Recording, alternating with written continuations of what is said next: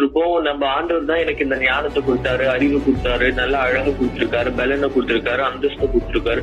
நான் பெரிய ராஜாக்களுடைய இடத்துல நான் உட்கார்ந்துட்டு இருக்கேன்னு சொல்லிட்டு இருந்தேன். அப்படி இருந்த சிலர் இப்போ அடிமைகளாங்க. ஒரே நொடியில, ஒரே நாளில அவங்களுடைய நிலை மாறுது.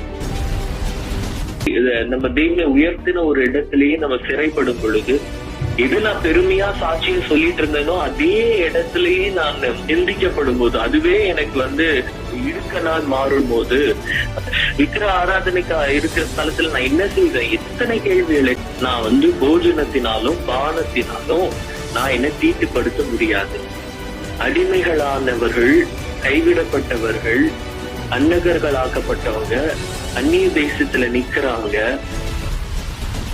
தேவனுடைய ஆலயம் சிதைக்கப்பட்டாயிற்று. தேவன் அமைதலா இருந்தாரு. தேவன் நம் இருதயத்தை நோக்கி